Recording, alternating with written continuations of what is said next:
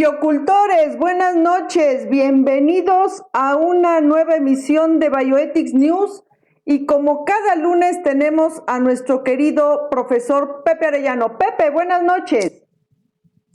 Muy buenas noches a todas y a todos, un placer nuevamente estar con todos ustedes y estamos muy contentos, estamos de plácemes. En un momento más la doctora Netza comentará quién es esta extraordinaria académica, extraordinaria mujer que hoy nos acompaña, pero sobre todo porque las noticias en bioética merecen ser reflexionadas. Netza. Así es, mi querido Pepe, y porque si no hay reflexión, solo es transmisión. Y bueno, seguramente muchos de ustedes ya la identificaron, ya vieron qué peso pesado nos trajimos hoy, una fuerte, por no decir fortísima referencia en el ámbito de la bioética. Y antes de darle la total bienvenida, déjenme explicarles por qué hoy precisamente nos está acompañando la doctora Lisbeth Sagols. Para los que apenas se están acercando a la bioética, para los que apenas se están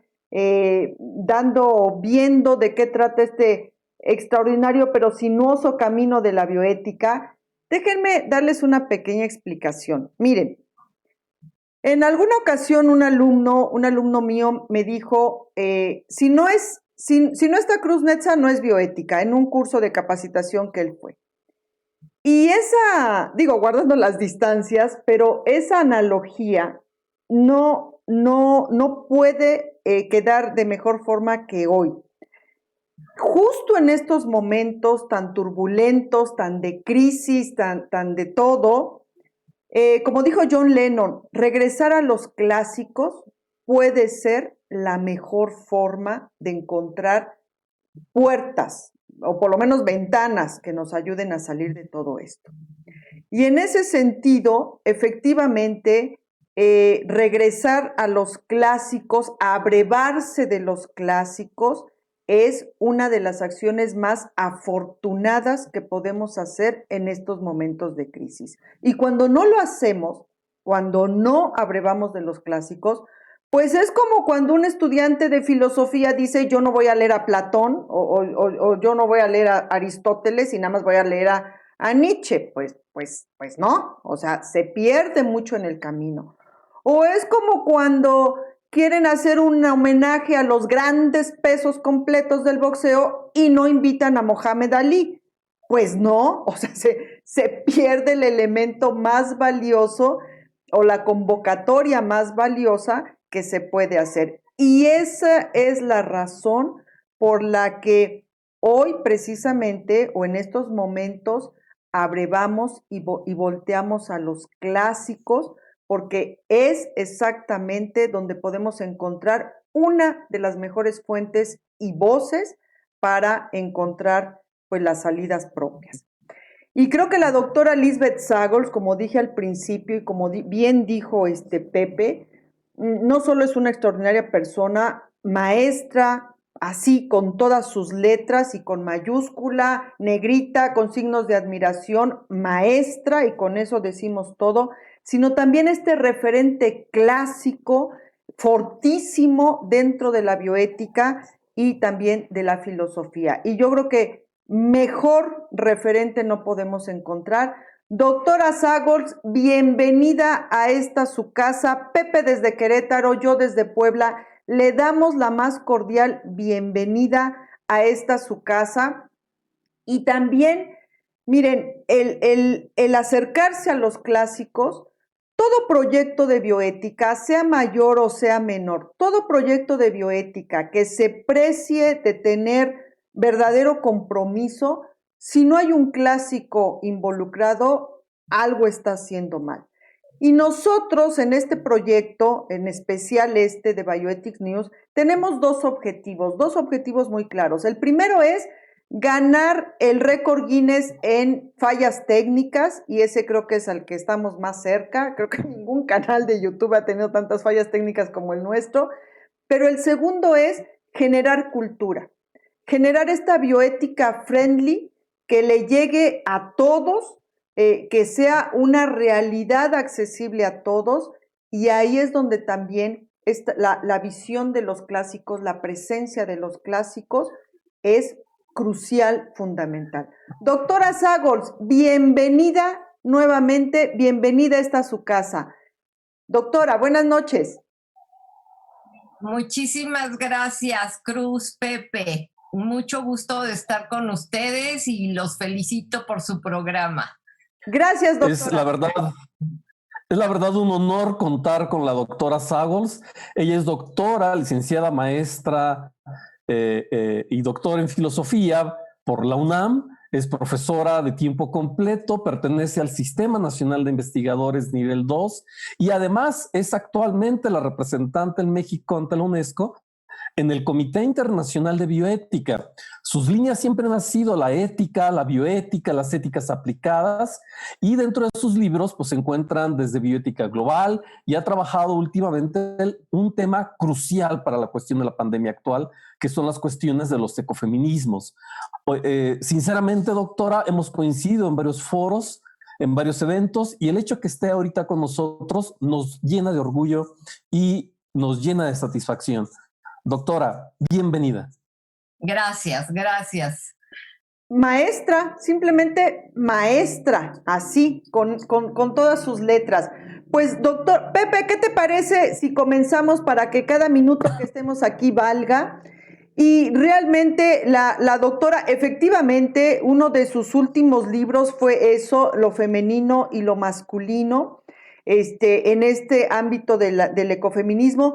Y también ella escribió un libro hace algunos años, editado por Fontamara, que habla sobre la crisis ecológica, que a lo mejor debió haberse llamado las profecías de Sagols, porque, o sea, anunciaba, advertía perfectamente bien, pues lo que ahorita nos está agobiando.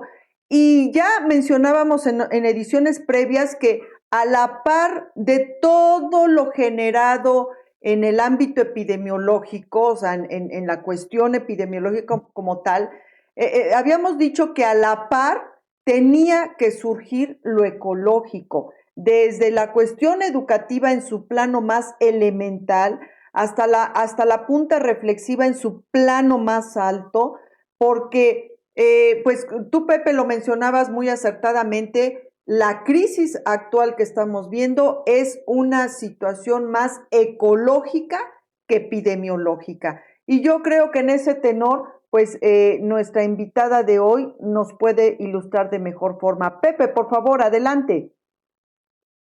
Sí, gracias. Vamos a empezar con la reflexión y teniendo todo el respeto académico, todo el respeto ético de la doctora Sagols, voy a permitirme realizar algunas preguntas. Sabemos perfectamente, también tengo el privilegio y que es el orgullo que comparto con la doctora Sagols, de que toda mi formación también se ha encontrado circunscrita en el terreno de la filosofía. Cuando hablamos de filosofía, siempre estamos pensando en todos estos grandes sistemas, en todos estos grandes pensadores, y en ocasiones muy lejana a lo que es la sociedad, muy lejana a la vida cotidiana de las personas. Ya en la época moderna, a inicios del siglo XX, el último intento de sistema filosófico fue el de Edmundo Husserl, por ahí de la década de los 30, y creo que el hecho de que el propio Husserl se ha dado cuenta de la inviabilidad al menos de establecer un sistema universal absoluto como el que había contemplado Hegel en su momento, y de la necesidad de hablar de la vida, de la necesidad de hablar del mundo de la vida, de la necesidad de hablar de estas reflexiones críticas al hombre de la calle, y sobre todo un hombre de la calle que se encontraba de la posguerra, que venía de 1914 y de una gran crisis en la década de los 20, la filosofía se sentía comprometida. Y hoy no es la excepción. Hoy venimos de hemos estado transcurriendo ya durante varios años, durante varias décadas, en una serie de ecocidios, en una serie de crímenes, en una serie de crisis, en donde hoy más que nunca viene a reforzarse la necesidad de pensar la filosofía como una filosofía presente, una filosofía que necesita algo más que decir. ¿Qué nos puede decir en ese sentido si la filosofía de estos pensadores de estas grandes categorías todavía tendrán algo que decir, o si solo la filosofía del presente tendría que ocuparse de la política, de la crítica, de la economía, de la filosofía social, como filósofos como Judith Butler, como Byung-Chul Han o como Marcos Gabriel. ¿Qué nos podía compartir, doctora Zagors? Sí, y yo considero que todas esas tendencias contemporáneas han tenido cabida porque les abrió la puerta en la reflexión para mí capital de Husserl en la crisis de las ciencias europeas, en ese gran texto que es una conferencia, pero a la vez forma parte de un libro mayor. Y entonces él se pregunta, ¿qué tiene que decir la filosofía de hoy al hombre de la calle? O sea, todas nuestras reflexiones, sabemos que Husserl era sistemático, fenomenólogo, que hace epogé. O sea, si hay algo abstracto es la epogé, el poner entre paréntesis, ¿verdad? Pero de pronto él recae y dice, ¿qué sentido tiene todo esto si no le explicamos filosofía y ciencia al hombre de la calle?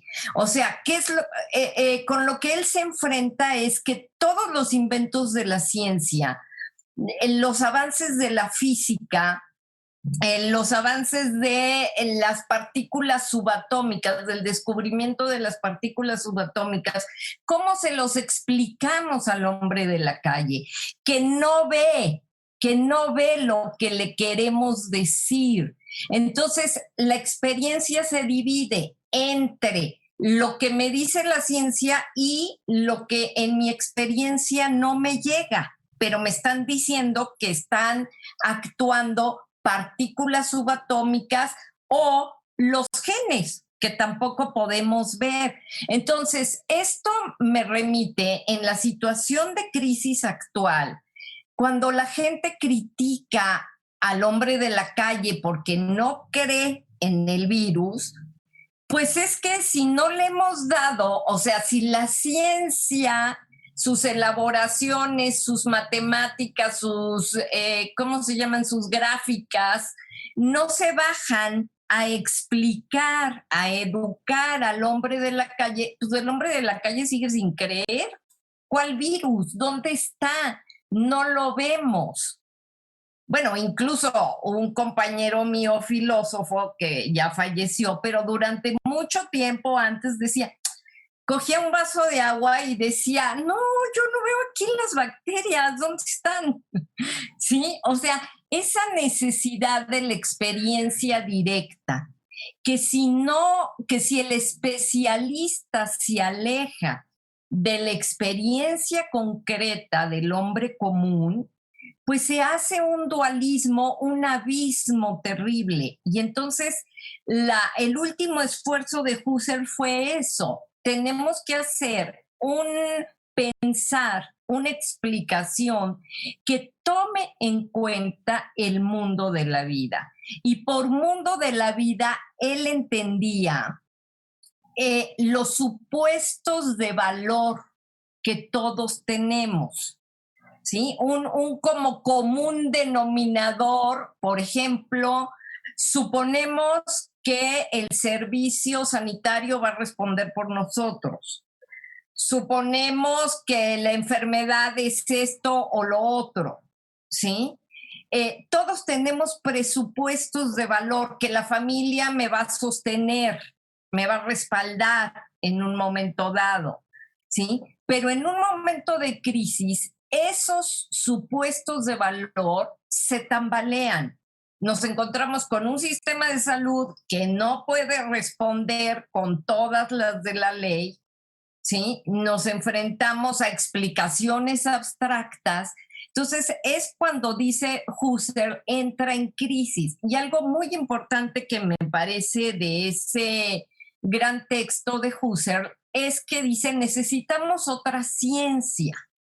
Curiosamente, esa otra ciencia que él prevé, dice, es una ciencia que se ocupe de los enfermos, que se ocupe de los niños, que se ocupe de las mujeres, que se ocupe de los excluidos.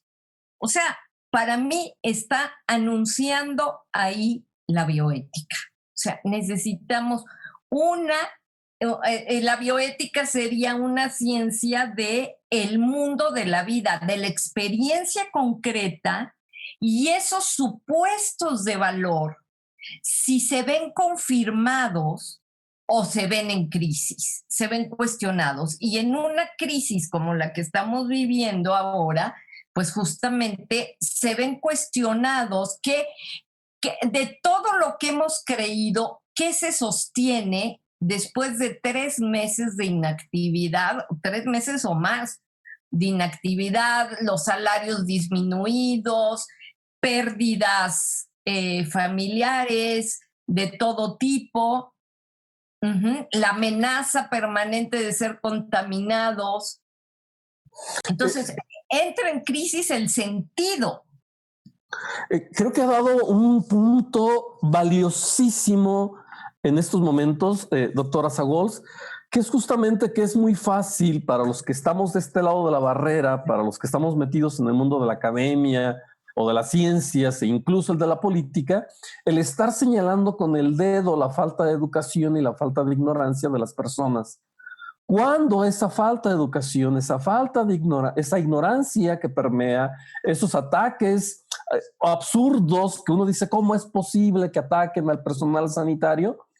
La responsabilidad la tenemos también los que estamos de este lado, porque nos hemos puesto en el trono de los inalcanzables y no hemos procurado justamente lo que para Husserl significaba el mundo de la vida, el mundo de a pie, el mundo de poder transmitir, de poder hablar y comprender lo que está viviendo o lo que estamos viviendo en este mismo terreno, y que diría de alguna forma, a las ciencias nos hace falta humildad, y esa humildad la podemos encontrar justamente en el campo de la bioética.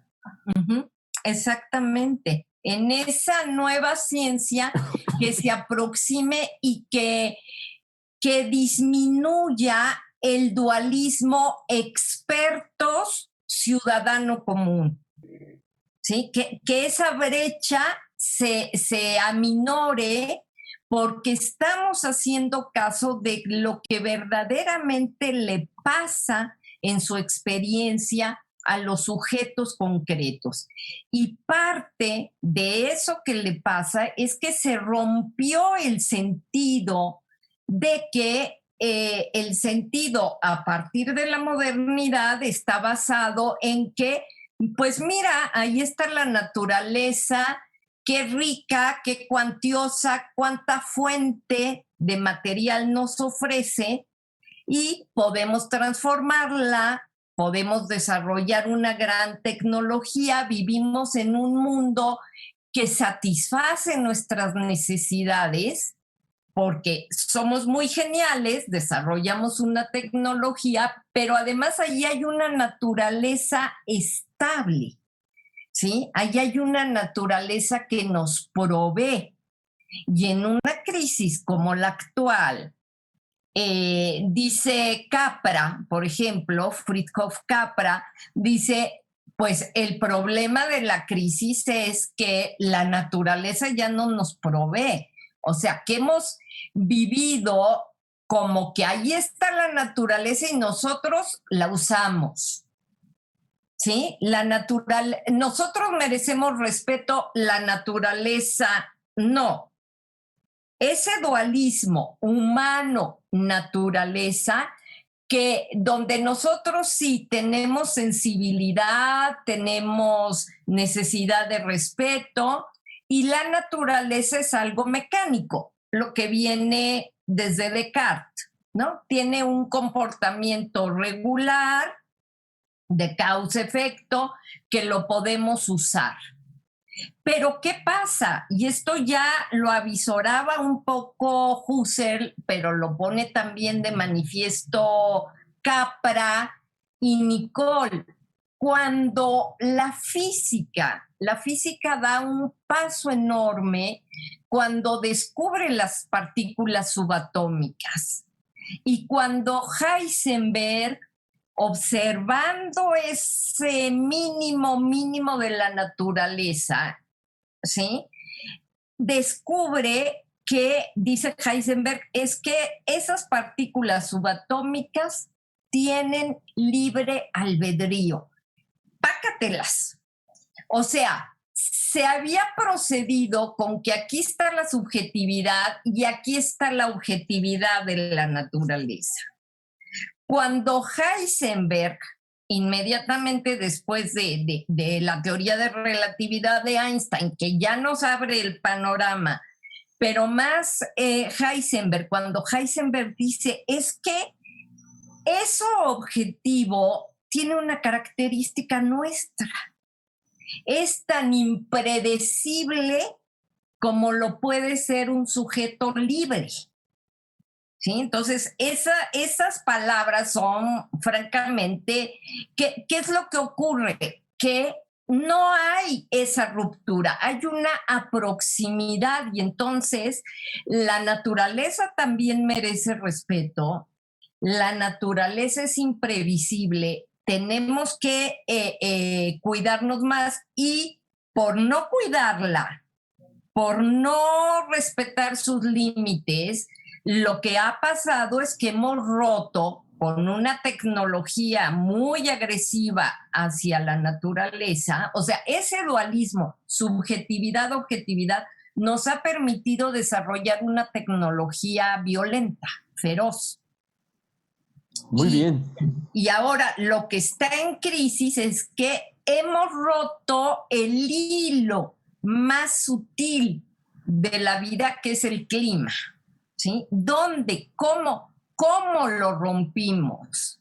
Pues con un conjunto de factores, ¿sí? Que está en todo lo que hemos alterado, en todo lo que hemos hecho y particularmente disminuyendo la biodiversidad. O sea, la crisis actual, ¿por qué llegó el coronavirus a nosotros? Es porque al disminuirse la biodiversidad, ¿sí?, al agredir a las otras especies, al estar causando la sexta extinción en masa, el virus bajó. Antes se dispersaba en la gran cantidad de especies, pero ahora bajó a especies cercanas a nosotros.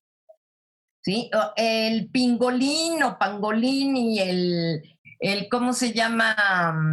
Y el murciélago no son los culpables. Nosotros, con el abuso que hemos hecho de la tecnología, disminuimos la biodiversidad, agredimos a la naturaleza, el virus encuentra camino y llega a especies cercanas a nosotros. Y la gente pobre que necesita comer esas especies o, como dice Jane Goodall, los exóticos que buscan comerse al animal más raro, pues también llegaron a estar en contacto con el virus. Sin lugar a duda, doctora. Doctora Netza.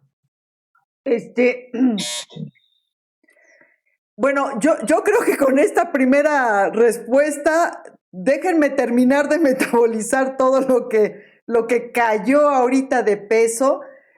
Como les decía, ¿ven por qué elegí como compañero de fórmula un filósofo? Porque un filósofo con una te pone aquí el agua.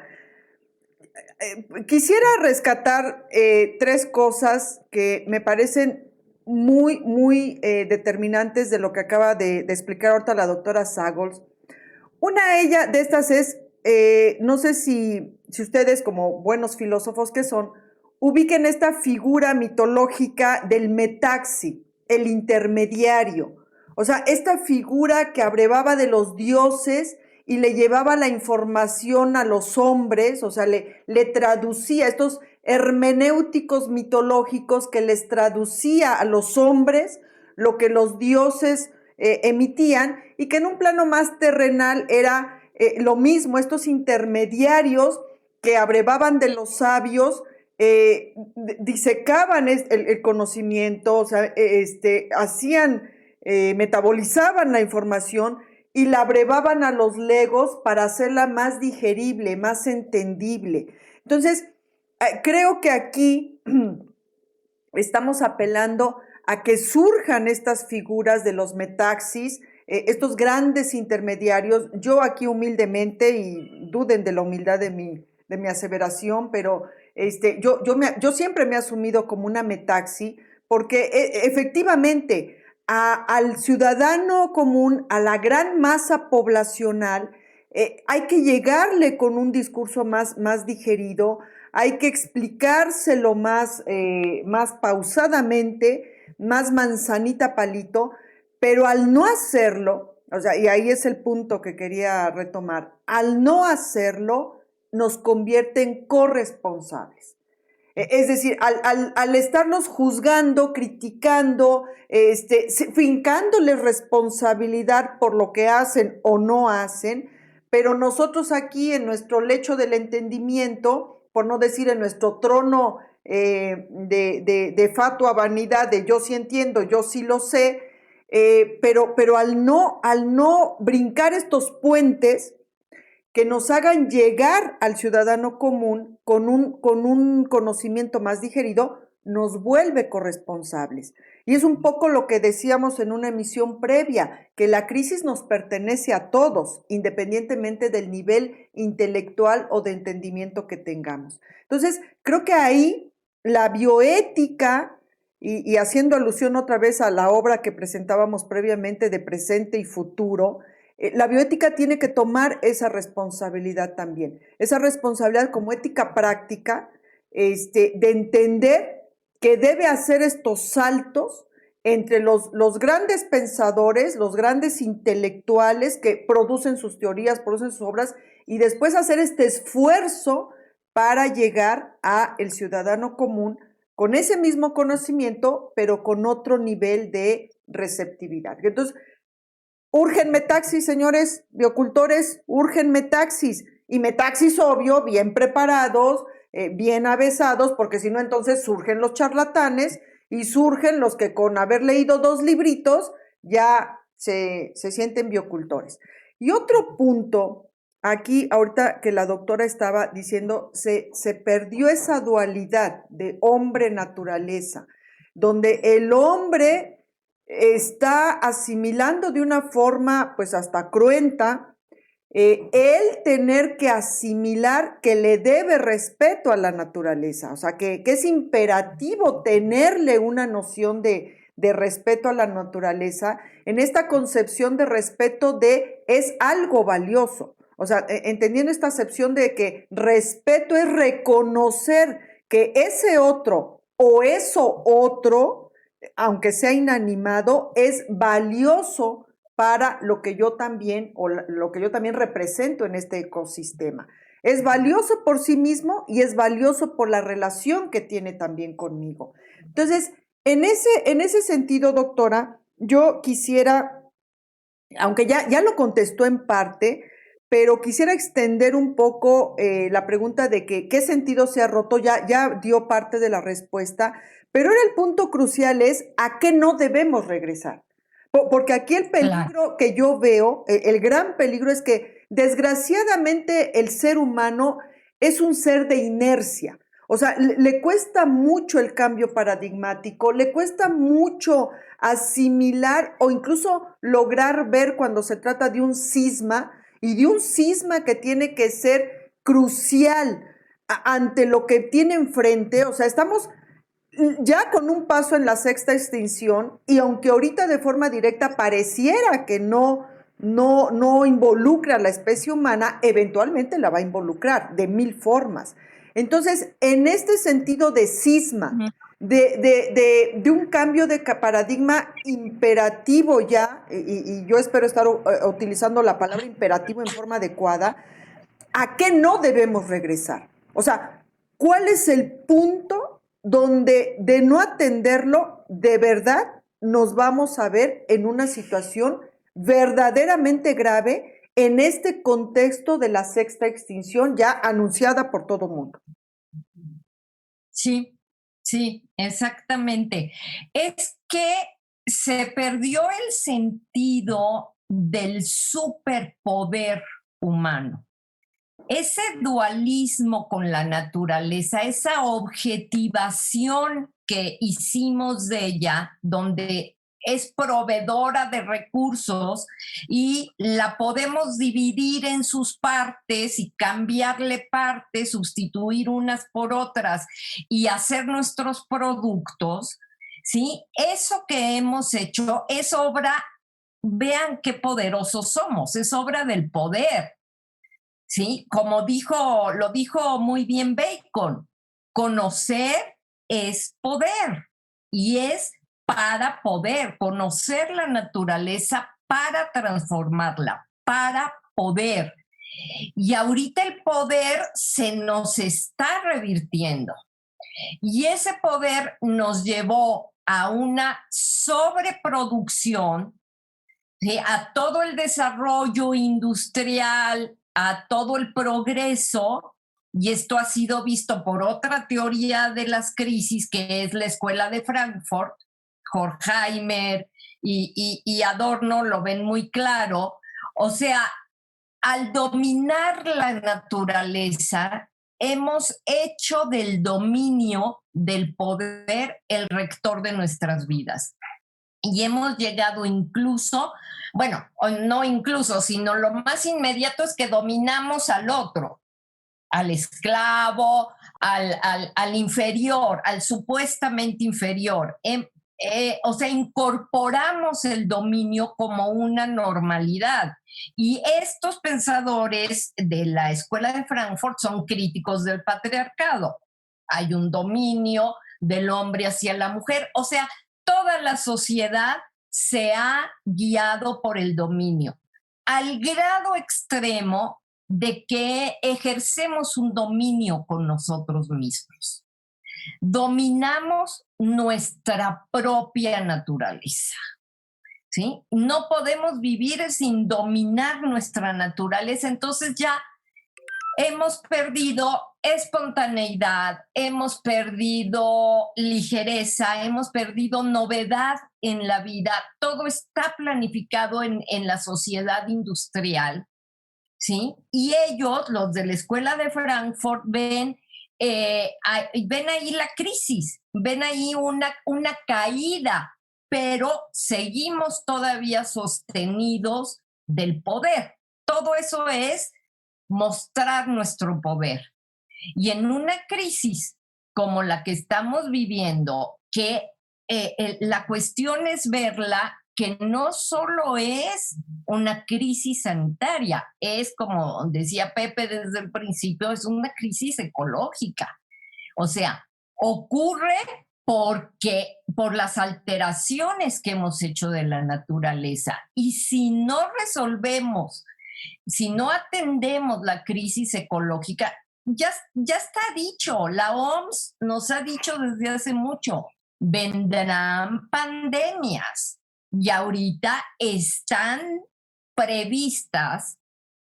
Y esto es también interesante para la ética sistemática, porque Hans Jonas nos dice, la ética tiene que ser prospectiva.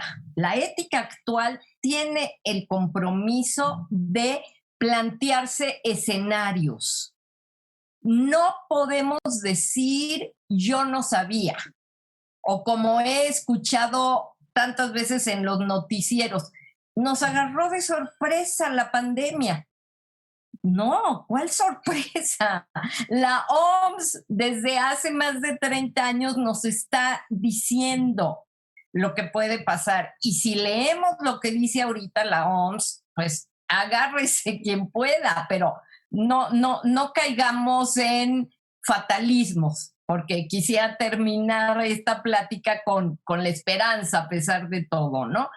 Pero los avisos están ahí, porque es de tal magnitud la agresión que hemos hecho con la naturaleza y hemos llegado al dominio de nosotros mismos como dice la Escuela de Frankfurt, que no nos damos cuenta que nosotros mismos estamos enredados en esa crisis, que nosotros mismos vamos a ser devorados en esa sexta extinción.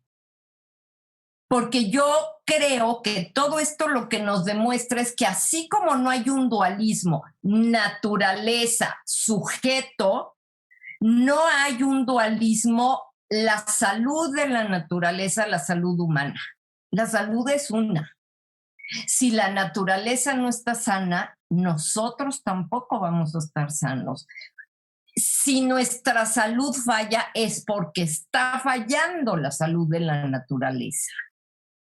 ¿Sí? O sea, nuestra salud no es independiente de lo ecológico.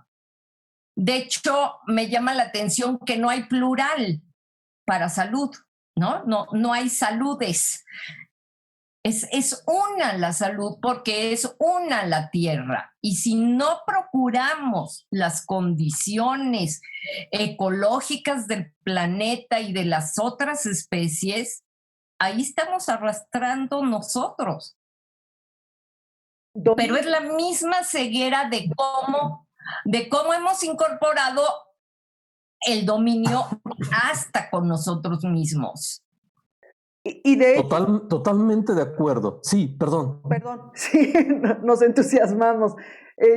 Y de hecho, haciendo remisión a Hans Jonas, ahorita que lo mencionó, doctora, él mismo plantea que el principio de responsabilidad tiene que ir más allá de la concepción formal de ser responsable, que tiene que haber una filia, un vínculo de cierto compromiso donde se involucren otros elementos humanos, más allá de la concepción racional de ser responsable, sino es así como la filia que hay entre los padres, los hijos, los familiares, los amigos, en fin, que esa noción de responsabilidad tiene que estar impregnada de otros elementos humanos para que se haya, digamos, cierta afección en mí por ver cómo el otro se afecta. Y que eso hace que me nazca un sentimiento, una noción de responsabilidad más allá del entendimiento formal de la responsabilidad. Y que está apelando justo a lo que usted ahorita está mencionando. O sea, perdimos el asombro, perdimos cierta filia, perdimos la empatía por el otro, la emoción por lo que el otro hace, perdimos incluso quizás el asombro ante la creatividad, así por la creatividad en sí.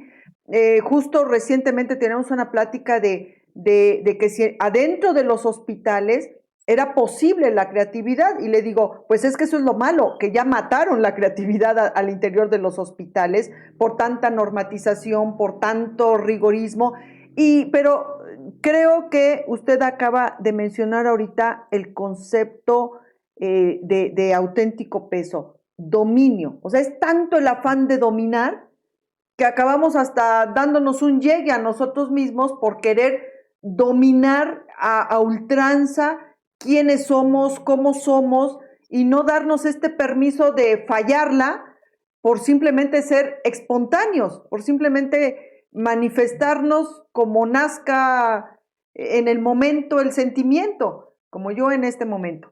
Bien, Pepe, adelante, te interrumpí, perdón.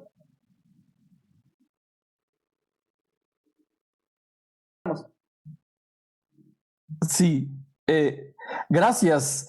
Y le agradezco mucho los comentarios, tanto de usted, doctora Netza, como de Sagols, porque justamente creo que ese es el gran reto y las grandes tareas que estamos enfrentando, no solo en el terreno de la ecología, no solo en el terreno de la ciencia, sino incluso, y perdón que llevemos agua a nuestro molino, en el terreno de la filosofía.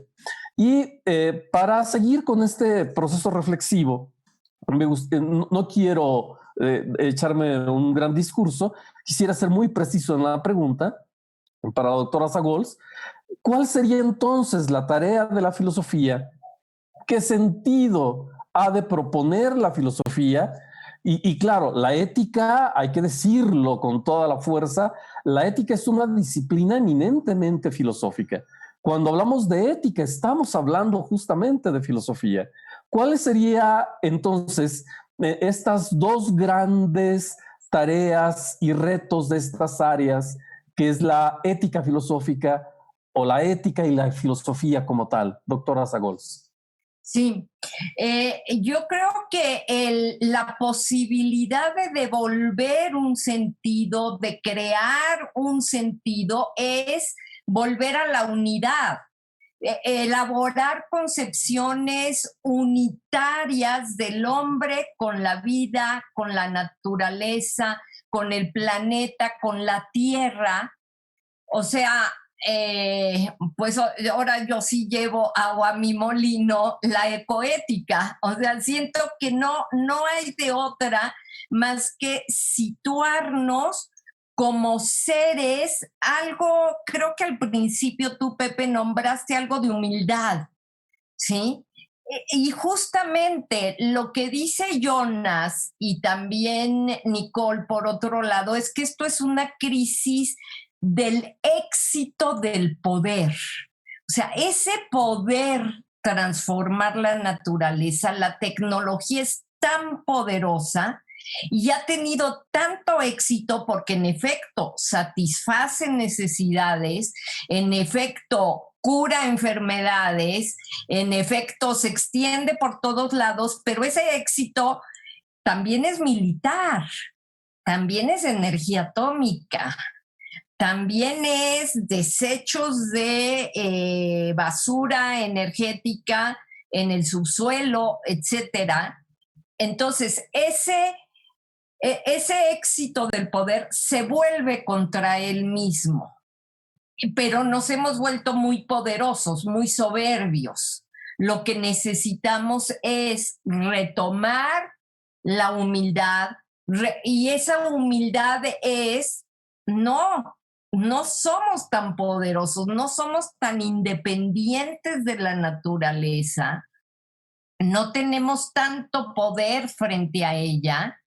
Ella se puede revertir, no con una actitud de venganza, pero creo que cuando, ¿cómo se llama? Lovitz, o este físico que escribió La venganza de la Tierra, no era así de que decidió la Tierra tomar la actitud de venganza, ¿no? Sino que justamente se revierte. Leemos, la tecnología le ha sacado tanto el secreto a la naturaleza, ha ido a sus partes más mínimas, mínimo de lo mínimo, que ahora nos enfrentamos a procesos explosivos. El cáncer es explosivo, el terrorismo es explosivo, la violencia social es explosiva. O sea, son fenómenos no acotados, que no empiezan y terminan, sino que si algo caracteriza la situación de posguerra es justo ese carácter dispersante de los fenómenos, y fuera de control, como estamos viendo que hay nuevos brotes en Cataluña hoy, ayer, en Italia. O sea, que no es, empezó, alcanzó el pico, se aplanó la curva y desciende. Por un lado lo es, pero por otro lado resurge. O sea, los fenómenos se hacen dispersantes porque hay una lógica, hay un trato de la naturaleza y de los fenómenos así de dispersantes. Entonces, lo que necesitamos es volver a la unidad con la naturaleza, volver a no querer demostrar nuestro poder en todo, volver a una vida más sencilla. Por ejemplo, estamos pensando que la nueva normalidad, aparte del sentido político que extrae Teresa López de la Vieja, que es muy interesante, ¿verdad? Pero tal parece que es que vamos a seguir siendo productivos, pero de una manera nueva, ¿sí? En nuevas condiciones. Pero cuidado, si vamos a hacer en la misma cantidad de productivos, en la misma cantidad del capitalismo, de la producción de mercancías, del tener hijos, del que todo es mucho en nuestro mundo. O sea, yo creo que se nos revela pues ya lo decía Hegel, ¿no? El aumento en la cantidad genera un salto en la cualidad. Entonces, tenemos una calidad de vida muy disminuida porque todo es mucho y todo se dispersa. Mientras no le bajemos a la cantidad, mientras no atendamos esa experiencia del hombre común, que somos todos, porque el experto también tiene dolor, el experto también tiene un cuerpo que atender y al que le pasa esto, le pasa lo otro. Mientras no atendamos ese aquí y ahora, esa temporalidad y espacialidad, de la experiencia humana, atender a la experiencia antes que todo. El sentido, no vamos a recuperar el sentido. O sea, esa idea del progreso y desarrollo es que se está viniendo abajo. Yo de pronto no sé qué hacer si interrumpirla digo, más que interrumpirla, no sé si ya me toca intervenir o dejar es un privilegio. Doctora Netza, creo que por ahí hay una última inquietud de su parte. Sí, o sea, porque creo que de pronto nos conviene más como dejarla. Porque el tiempo se nos va a ir volando. Sí, o sea, dejarla. No, el tiempo ya se nos fue, de verdad ya, el tiempo hoy se nos fue, pero yo creo que cada palabra dicha vale su peso en oro. Y yo espero, biocultores, que ustedes estén asimilando también en todo su peso el por qué, retomo nuevamente la premisa, el por qué hay que abrevar de los clásicos, porque no de embalde, justo ahorita es la experiencia, sí, pero la experiencia construida con profundidad, construida con estructura, con este sentido crítico de tratar siempre de mantener el equilibrio, creo que eso es exactamente lo que lo convierte en un elemento de mucho valor en este momento. Y obvio, doctora, el sentido crítico pues nos lleva a ver precisamente estas situaciones así, en el tono, sin caer en el alarmismo a ultranza, pero sí poner el punto sobre la I. Pero creo que lo humano siempre le ha apostado a el último elemento en la caja de Pandora. Creo que siempre ha tenido esa virtud de ver en el fondo de la caja de Pandora, y ahí es donde está nuestra oportunidad, o sea, ahí es donde los humanos, la humanidad, puede tener su mejor chance. Y en este sentido, doctora, ¿qué nos puede usted dejar como última reflexión en este programa? Pero ya desde ahorita advirtiéndole que la vamos a invitar más, porque yo creo que estas fuentes, estas reflexiones, con una nos deja aquí la ardilla bastante revolucionada. Pero, ¿qué nos dejaría usted como última reflexión que nos abriera esta puerta de esperanza, esta puerta de oportunidad, entendiendo que el humano está siendo víctima de sus propios errores, tal cual ya lo ilustró usted, pero también el humano tiene esta capacidad de autotrascenderse, es un ser indeterminado que en medio de todos los desastres que logra ocasionar, tiene esta capacidad de autotrascender y de buscar con sus mejores herramientas esa puerta de esperanza, esa puerta de oportunidad. En este sentido, doctora, ¿qué nos podría usted decir? Bueno, yo creo, para ser sinceros, que lo primero es tomar conciencia de que son tiempos inciertos, que predomina la incertidumbre. No sabemos cuándo trascendamos o nos defendamos del coronavirus. No sabemos las nuevas posibles epidemias que vengan. No sabemos si la sexta extinción nos arrasará a nosotros. No lo sabemos y no debemos ni decir que sí ni decir que no. O sea, tenemos que aprender a vivir en ese estado de decir no sabemos. Y justo porque no sabemos, voy a hacer lo mejor. Voy a procurar no agredir a la naturaleza, voy a procurar unirme con otros para mejorar el estado de la naturaleza, influir en otros, influir, aunque es lo más difícil del mundo, influir en los políticos, ¿sí?